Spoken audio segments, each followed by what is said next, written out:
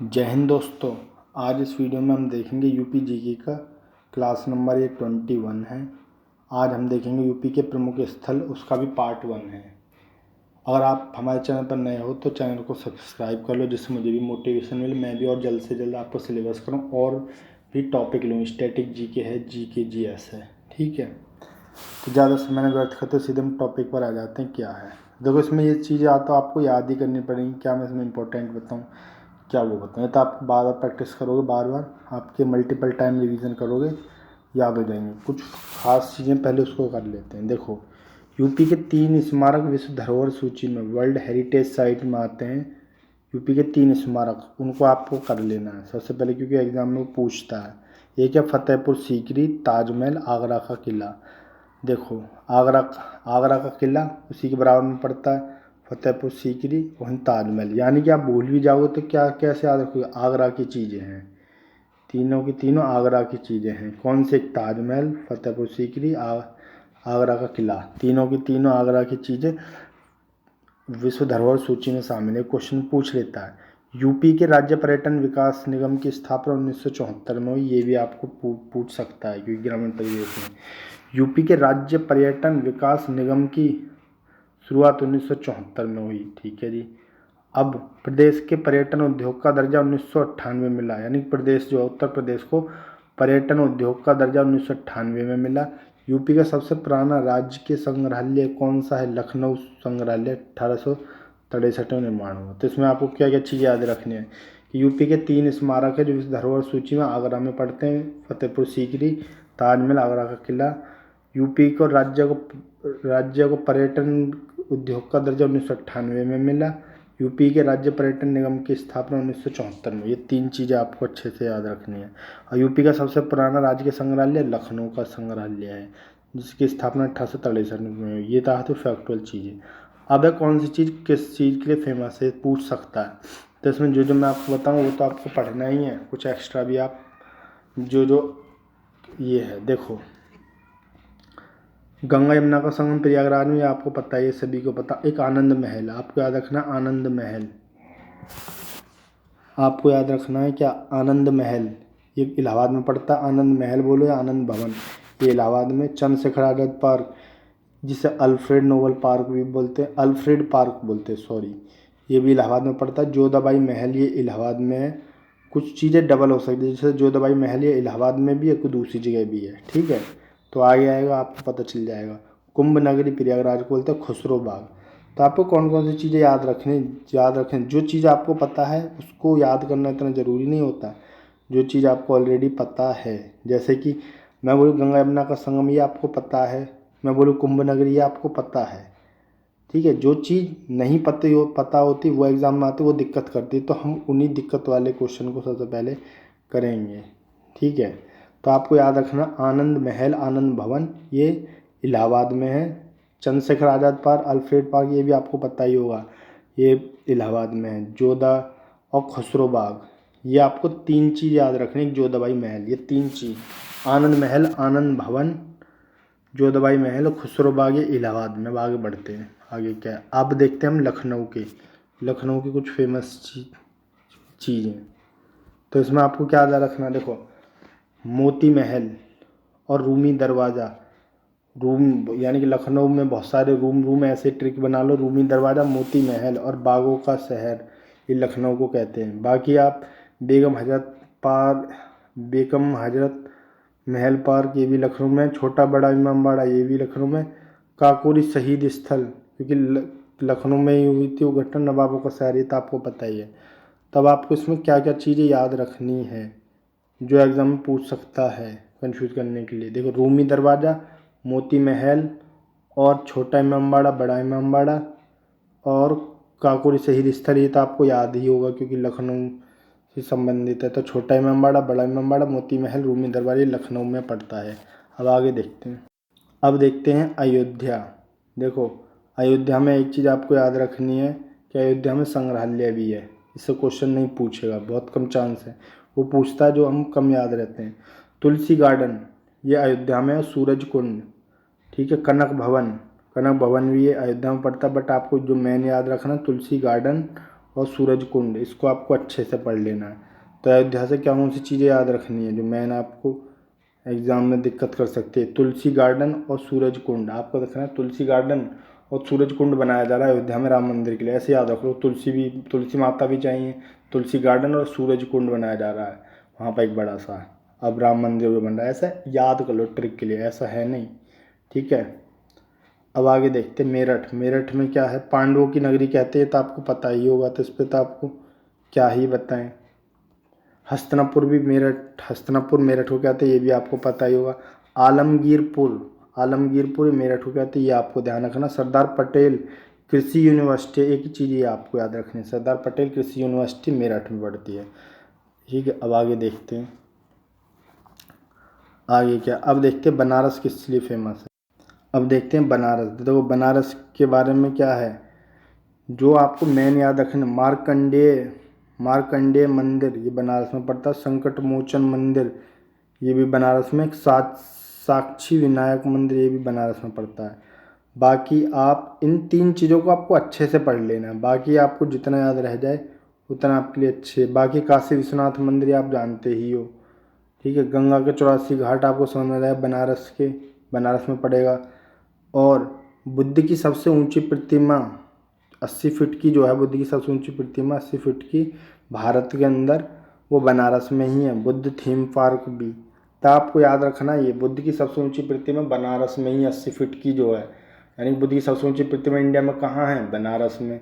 तो Buddha theme park भी बनारस में। तो आपको मेन 3 चीज़ें याद रखनी, तो मैंने आपको बताया। तो साक्षी विनायक मंदिर, संकट मोचन मंदिर, मार्कंडेय मंदिर बनारस में पड़ता है।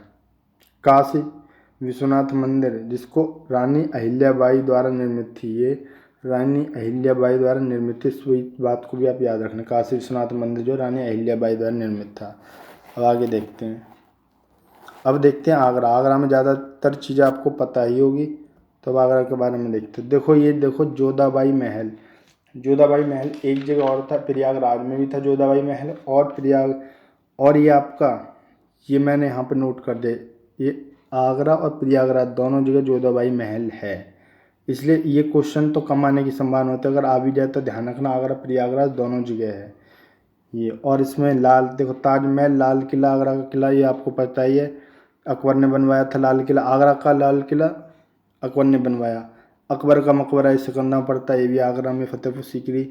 आपको जो याद रखना, जहाँ से क्वेश्चन बन सकता है, आपको जो चीज़ याद नहीं रहती, आपको ये दीवाने खास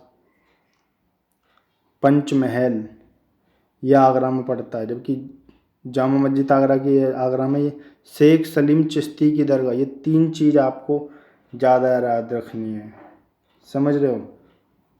क्या क्या रखने हैं? शेख सलीम चिश्ती की दरगाह आगरा में, फतेहपुर सीकरी में पड़ता है, क्योंकि अकबर के जो पुत्र हुआ था शेख सलीम चिश्ती के आशीर्वाद से हुआ था, ऐसे ट्रिक बना सकते हो। तो उन्हीं की दरगाह फतेहपुर सीकरी में बनवाई अकबर ने, शेख सलीम चिश्ती। दीवाने खास, दीवाने आम, दोनों आगरा में है। पंचमहल, इसमें याद जो बन सकता है, पंचमहल से पूछ सकता है। पंचमहल कहाँ पड़ेगा? आगरा में। अब आगे देखते हैं, अब देखते हैं मथुरा। मथुरा में भी आपको ज़्यादातर पता ही होगा,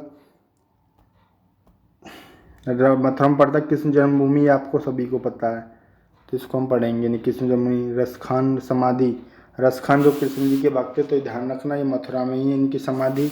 आपको याद रखना यमुना मंदिर, एक मानसरोवर, कोकिलवन, ये मथुरा में पड़ता है। आपको 2 चीज़ें ये ज़्यादा याद रखनी है, यहाँ से इम्पोर्टेंट है, यमुना मंदिर और मानसरोवर।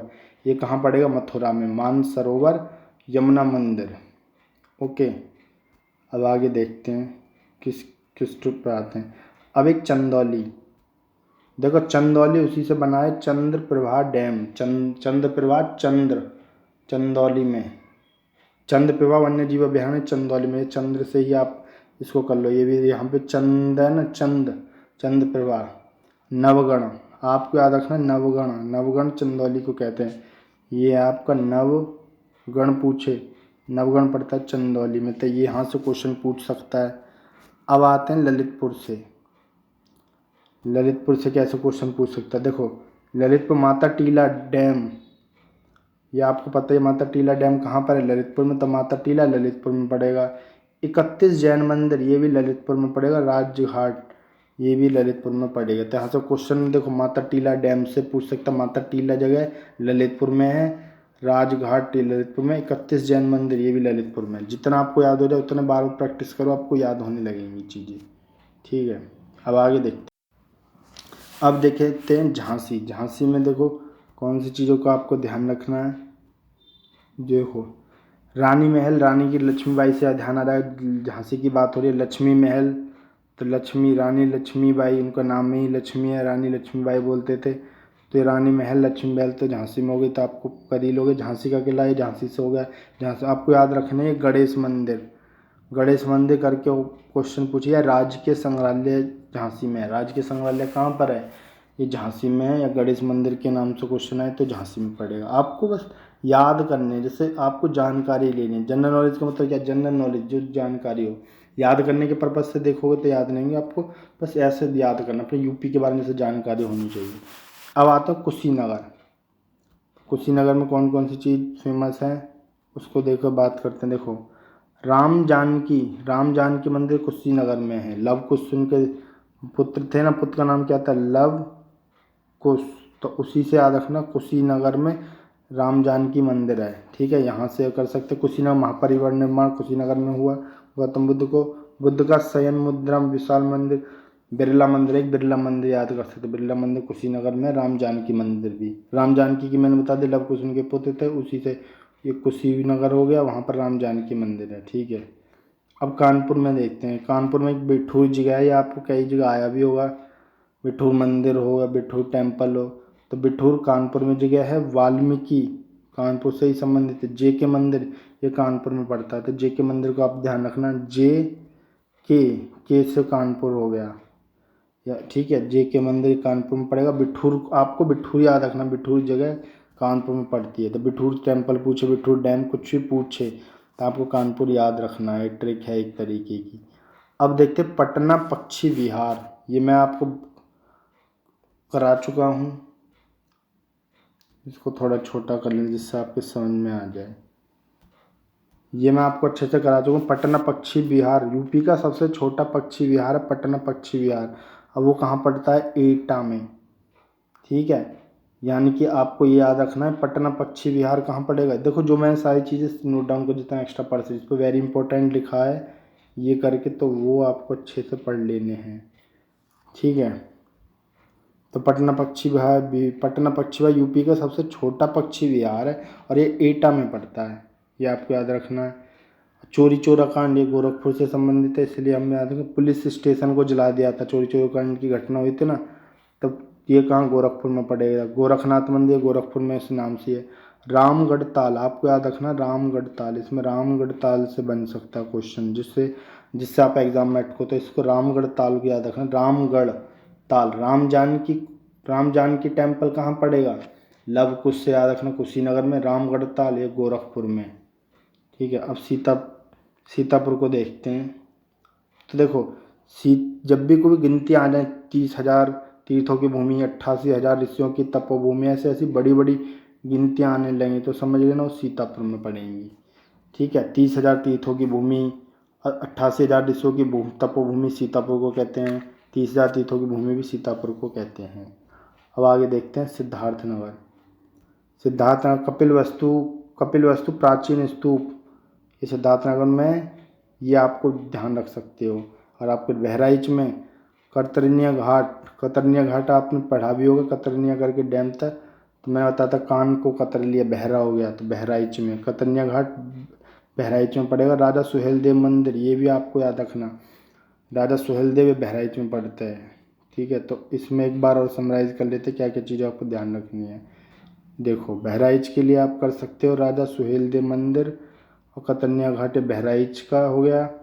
30,000 88,000 ये करके सीतापुर जगह हो गई, और गोरखनाथ में रामगढ़ ताल। तो ये सारी चीज़ें थी। इसके बाद जो भी हम पढ़ेंगे पार्ट 2 में पढ़ लेंगे। पार्ट 2 में मैं आपको दिखा देता हूँ, कुछ जगह के नाम पढ़ेंगे। उसके बाद हम पार्ट 2 में जो पढ़ेंगे ऐतिहासिक धार्मिक कुछ मंदिर वगैरह और पढ़ लेंगे। उसके बाद अभी तो ये आज की क्लास हो जाती है समाप्त। अगर आपको मेरा प्रयास अच्छा लगा हो तो चैनल को यार सब्सक्राइब ज़रूर कर लो। अगर आपको टेलीग्राम जो ग्रुप से जुड़ना था वो है आपका कैपिटल में YSR 0 space 007 space official OFFICIAL, ये टेलीग्राम ग्रुप है, आप इससे भी ज्वाइन कर सकते हैं। अभी नया ग्रुप बनाया है, ठीक है। अगर आपको कोई भी नोट्स वगैरह चाहिए, आपकी जो भी डिमांड होगी तो वहाँ पर सुन ली जाएगी। मैं कुछ देर के लिए उस ग्रुप को ओपन कर दूँगा जिससे आपके सजेशन भी ले पाऊँ। अगर आपको मेरा प्रयास अच्छा लगा हो तो चैनल को सब्सक्राइब जरूर करना, क्योंकि आप लोग सब्सक्राइब नहीं कर रहे हो, क्लास तो ले रहे हो ना ही शेयर कर रहे हो। मैं आपको फ्री में पूरा कंटेंट दे रहा हूँ तो इतना तो आप कर ही सकते हो, मैं इतना तो आपसे मांग ही सकता हूँ। फिलहाल आज के लिए इतना ही, फिर मिलते किसी और वीडियो में। आज के लिए इतना ही। जय हिंद, जय भारत।